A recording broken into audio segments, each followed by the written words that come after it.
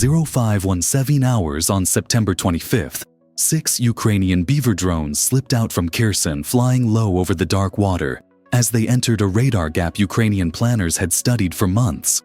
The route had been used before, but never by such a large drone formation, and never with a mission this ambitious destroy critical Russian assets at Kacha Airfield in Crimea, including 2 AN-26 military transports involved in logistics flights between the peninsula and mainland Russia.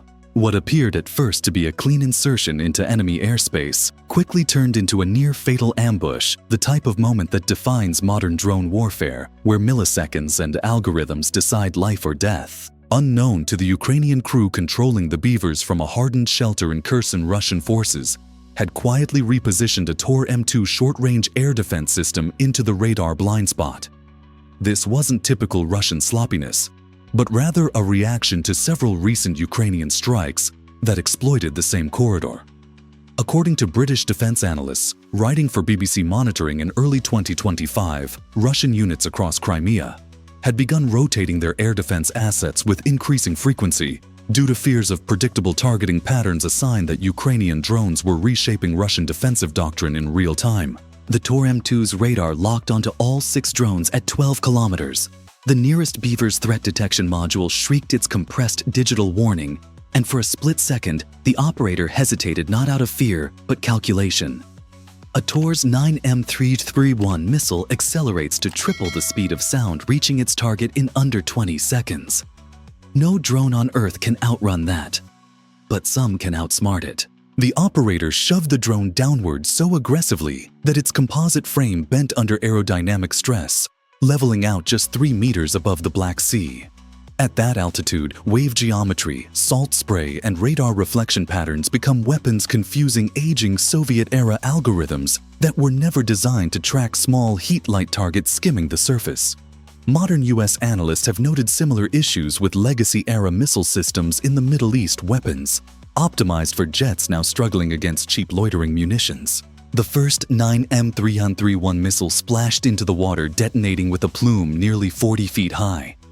The shockwave tore into the second Beaver, shredding its right wing and sending it spiraling into the sea. The remaining 5 split apart instinctively, a maneuver pre-coded into Ukrainian drone doctrine, after lessons learned from Russia's early war Lancet attacks. Each drone took a different vector, knowing that dispersal meant survival. Inside the Tor operator's cabin, panic began to creep in. His targeting computer could track dozens of objects, but was trained on conventional aircraft movements. When one Beaver suddenly climbed and turned broadside, creating a massive radar return, the system misidentified it as the primary threat. 2 missiles chased the decoy while the real strike package dove back to wave height. Western defense experts have repeatedly emphasized that this signature gaming is becoming one of Ukraine's most valuable asymmetric tools, fooling billion-ruble systems with drones that cost less than a family car. By the time the Tor operator realized the deception, the remaining 4 drones had slipped inside his minimum engagement envelope, too close for his missiles to arm. His frantic warning broadcast carried an unmistakable emotion shock. That inexpensive unmanned aircraft had just humiliated one of Russia's most touted short-range air defense systems. The 4 remaining drones sped toward the open water, and with them, the second phase of the operation began. The 4 surviving Beavers shot across the Black Sea at wave-height engines, humming at a steady 150 kilometers per hour, their propellers carving thin white scars into the dark water. Their operators in Kherson guided them through pre-planned GPS corridors, but at this phase, the drones were largely on their own low-altitude, weak signal return. And Russian jamming meant the pilots had to trust the programming, the weather conditions, and the mission logic.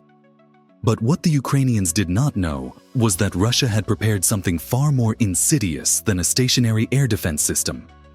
Hidden behind a derelict offshore gas platform was a Raptor-class patrol boat, engines cold, crew silent, waiting for exactly this moment. This ambush position was not random.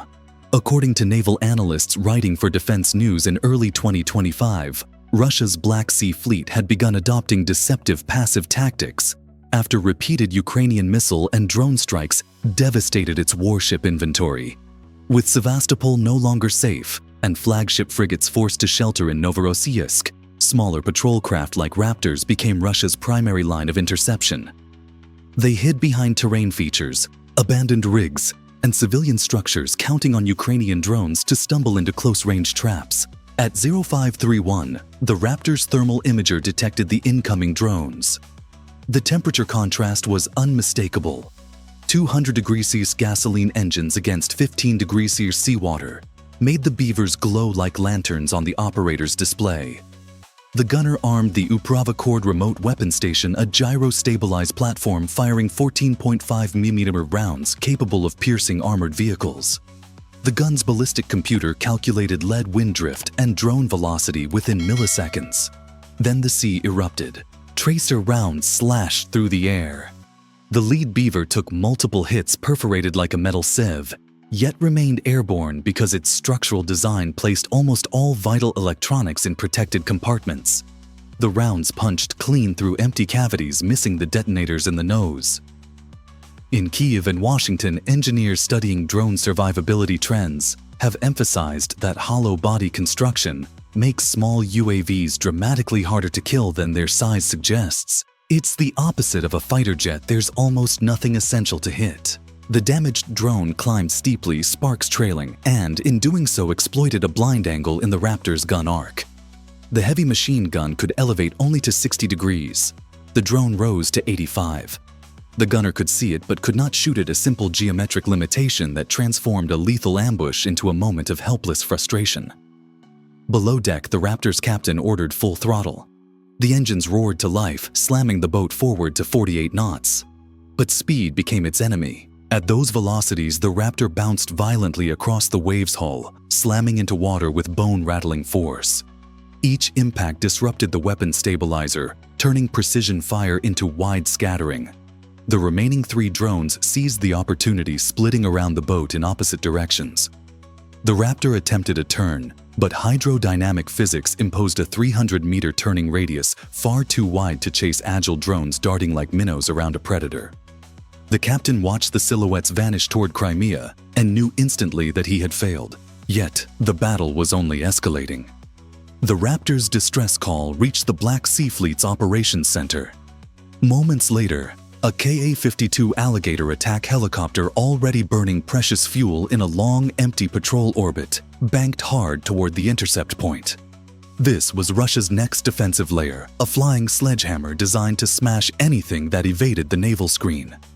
But even the Ka-52 would soon discover that the Beavers were not just targets, they were tacticians. The chase was now airborne. The Ka-52 Alligator cut across the early morning sky, its twin contra-rotating rotors slicing the air with a metallic hum that echoed across the Black Sea. The pilot, already 2 hours into a fuel-draining patrol, now had barely 40 minutes of operational time remaining, a constraint that Russian aviation analysts from Izvestia and Western intelligence services alike have identified as one of the Ka-52's chronic tactical weaknesses. Still, despite its limitations, the Alligator remained Russia's most formidable attack helicopter, armed to the teeth and built to dominate low-altitude engagements. As it accelerated toward the Ukrainian drones, the pilot knew he had just one chance to intercept before needing to return to base. At 8 kilometers out, the Alligator's Arbalete 52 radar finally picked up the 4 Beavers moving in dispersed formation across the water. Rather than relying on guns alone, the pilot selected a VKR guided missile, a weapon intended for armored vehicles, not drones, but still powerful enough to obliterate anything it touched. Yet its guidance method, which depended on laser beam riding, was poorly suited to tiny, erratic UAVs. The missile roared free, accelerating to Mach 2 in seconds. But the Beaver's small radar signature, comparable to a bird rather than a tank, threw off the proximity fuse. The missile passed within 3 meters and failed to detonate. It was, as one NATO aviation officer said in a 2024 defense news briefing about Russian anti-drone struggles, like trying to swat a fly with a sledgehammer, devastating if you hit it, but the odds of hitting are abysmal. Recognizing the missile's failure, the Ka-52 crew shifted tactics. They activated the helicopter's electronic warfare suite, blasting every common drone communication frequency with 100 watts of disruptive noise. To most commercial drones, that level of jamming would be catastrophic. But the Beavers immediately switched to autonomous waypoint mode, a mission architecture designed after Ukrainian engineers studied Russia's own Orlan-10 behavior when jammed during earlier phases of the war. Once cut off from their operators, the drones simply followed their preloaded coordinates toward Crimea, like silent, deadly couriers. With jamming ineffective, the pilot dropped into a steep diving turn, aligning the helicopter's 30mm Tu-A42 cannon with the nearest drone. However, helicopter-mounted cannons introduce a unique problem: the entire aircraft must face the target. It's not a turret system. It's a flying gun platform. Worse still, the Tu-A42 was bore-sighted for targets at around 1,500 meters. At any closer distance, the impact point sagged below the reticle, a ballistic quirk familiar to any gunner but especially unforgiving when both shooter and target are moving at speed. The pilot squeezed the trigger. Cannon rounds ripped through the air, carving shimmering arcs across the water. But the crossing angle and closing distance turned the engagement into a blur of failed geometry.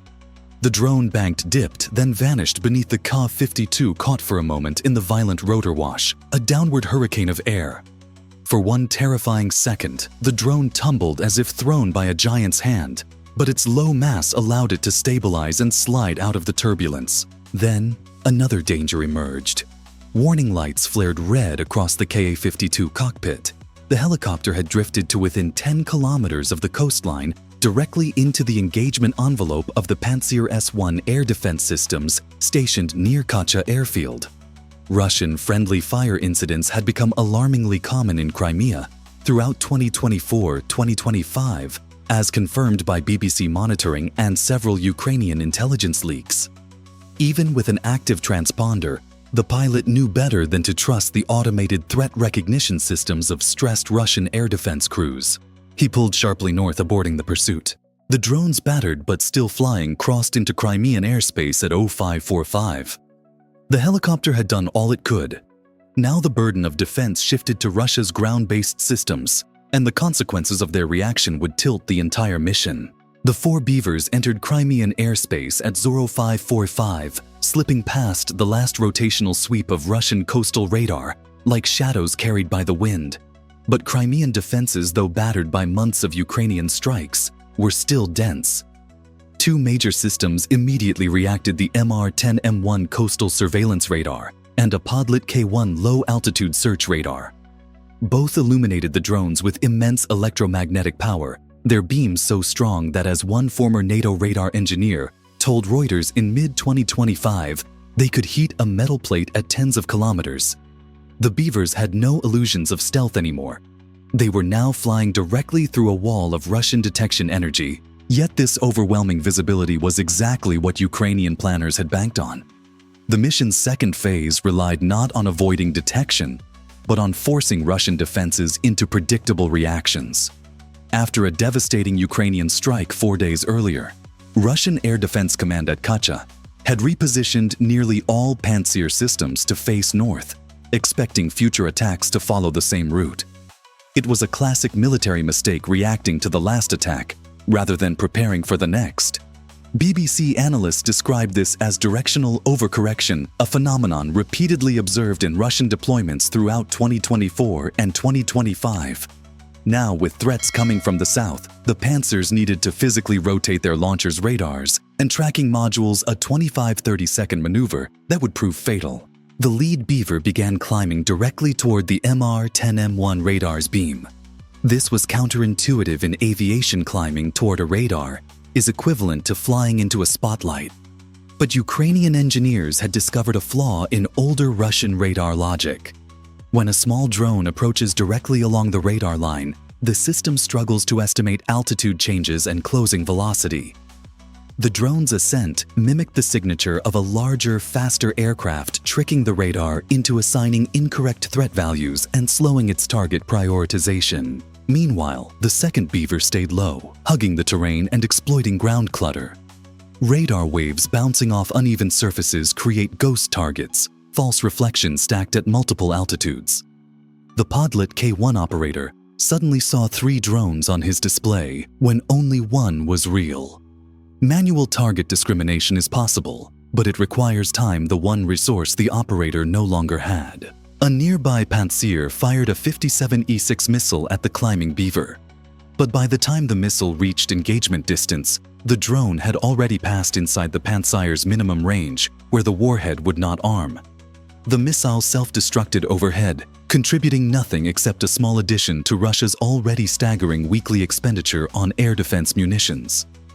According to figures provided by The Guardian in October 2025, Russia was launching up to 180 air defense missiles per week across Crimea and Belgorod, a pace Western analysts estimate is financially and logistically unsustainable. The third and fourth drones maneuvered with cold purpose.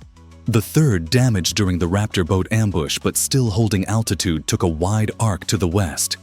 Its assigned role, as later confirmed by Ukrainian sources speaking anonymously to NYT, was to strike a secondary target if the primary objective became unreachable.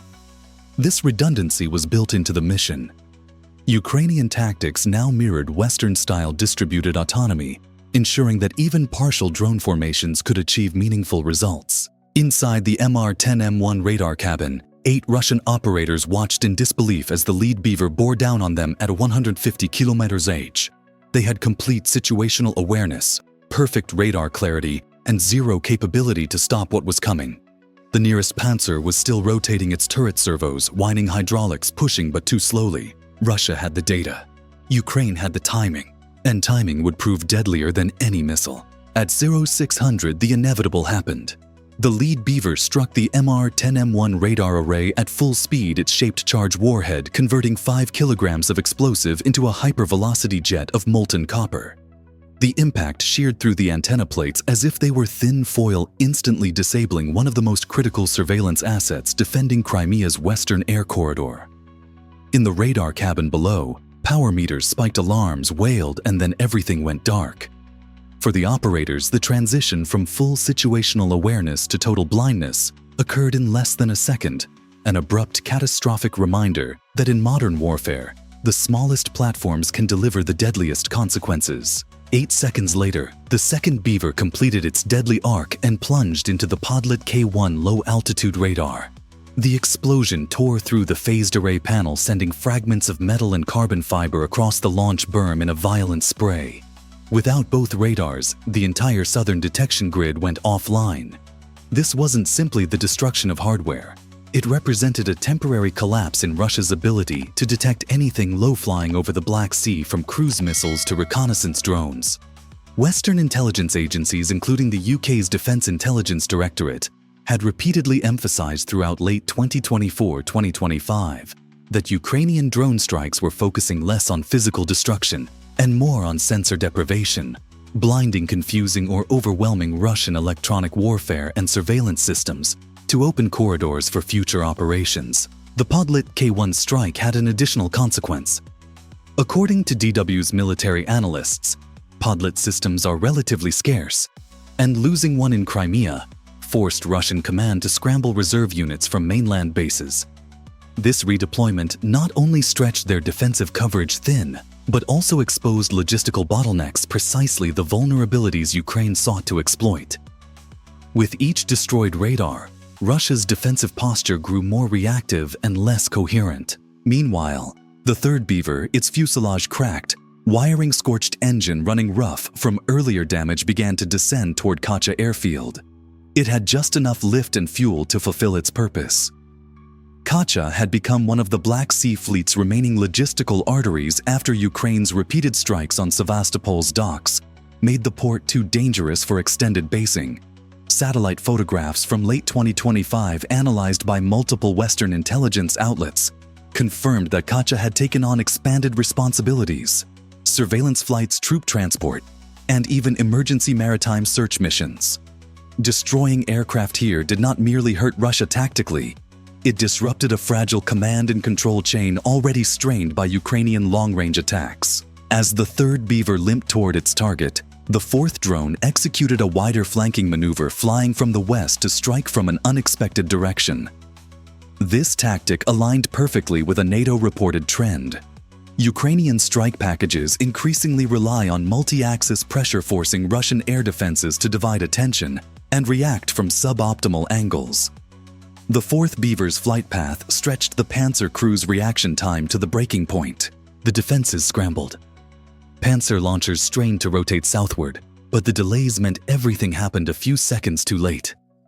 Those seconds were fatal. At 601, the damaged third Beaver nosed down in a terminal dive, slamming into the first AN-26 transport.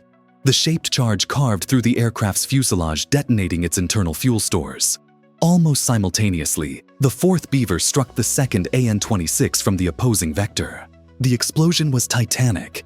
A fireball erupted nearly 40 meters high, temperatures exceeding 2,000 degrees C, melting aluminum into shimmering pools. The shockwave shattered windows across the base and toppled lightweight structures. These were not merely planes destroyed, they were nodes in Russia's logistical chain. And in a war where supply routes are already constricted, losing such capacity forces painful decisions: which units get reinforced, which receive supplies late, and who goes without. For the fourth time in a single week, Kacha had been struck. And once again, Ukrainian planners proved that in modern conflict, precision timing and adaptation could neutralize technology worth hundreds of millions. The airfield was burning, but the mission was not yet finished. Smoke curled upward from the burning wreckage of the AN-26 transports, forming a black column that could be seen for kilometers along the Crimean coast. Fire crews scrambled across Kacha airfield, their hoses hissing as they tried to contain the inferno. But the heat over 2,000 degrees C made traditional suppression efforts nearly impossible. The explosions had triggered secondary fires across fuel depots, maintenance sheds, and electrical substations. Even without additional strikes, the base was already grappling with a cascading operational collapse. Yet the fourth successful attack in a single week meant something deeper: Russia's defensive rhythms had been broken. And the final surviving fragments of the Beaver strike package continued to shape events in ways far beyond the immediate blast zone. Satellite intelligence reviewed by Western analysts in early 2025 confirmed that Kacha had gradually evolved into the Black Sea Fleet's most reliable logistics hub after repeated Ukrainian attacks forced withdrawals from Sevastopol. Its runways supported cargo flights to mainland Russia, maritime reconnaissance missions, and troop rotation schedules badly needed to sustain operational tempo across the peninsula. Destroying 2 AN-26 transports was not merely a tactical victory, it was a direct strike at Russia's logistical bloodstream. One NYT military correspondent noted that Russia's greatest weakness in Crimea isn't its equipment, but the predictable corridors through which it moves people and supplies. By turning these corridors into kill zones, Ukraine was increasingly shaping Russian behavior rather than just responding to it. In Moscow, the strike triggered immediate alarms. Communications between Black Sea Fleet Command and the Russian aerospace forces grew frantic as officers attempted to determine whether this attack was isolated or part of a larger multi-axis operation. For the fourth time in 7 days, Russian analysts were forced to revisit the same uncomfortable questions. How could low-cost drones repeatedly penetrate a layered defense built to counter NATO aircraft? How could intelligence units fail to anticipate the timing of these raids despite clear patterns? And why were rerouted air defense systems still being caught in vulnerable orientations? The internal frustration echoed reports throughout 2024-2025, where BBC monitoring and independent Russian military bloggers documented growing accusations of incompetence, miscommunication, and chronic equipment shortages inside Crimea's command network. On the ground at Kacha, the human dimension of Russia's losses became clear. Crew chiefs screamed warnings, firefighters radioed for reinforcements, and wounded personnel stumbled away from burning hangars. The destruction of the radar installations earlier in the mission amplified the chaos, with the MR-10M1 and Podlet K1 offline regional situational awareness had collapsed. Air defense operators couldn't confirm if more drones, missiles, or decoys were inbound. Even false radar echoes common after explosions appeared threatening. This paralysis was exactly what Ukrainian planners had intended. Meanwhile, the Ukrainian drone operators still in their bunker in Kherson monitored their screens as telemetry from the final surviving fragments dissolved into static. The aircraft had completed their work. In doctrinal terms, the mission was over. But the impact was only beginning. The destruction of 2 aircraft would require Russia to divert transports from other fronts. Radar losses would force costly emergency rotations from mainland installations. And perhaps most critically, the psychological shock of yet another successful penetration deep into Crimean airspace would ripple across Russian media, military channels, and political forums. This was the new logic of the war, not constant barrages, but precision strikes that inflicted maximum systemic disruption with minimal resources. A playbook reminiscent of early drone warfare in Syria and Libya, refined now with Western technical insight and Ukrainian ingenuity. The flames at Kacha would burn for hours. Investigators would arrive. Reporters would speculate. Commanders would blame subordinates. But the outcome had already been sealed. Against one of the world's most heavily defended regions, 4 small drones had reshaped the battlefield once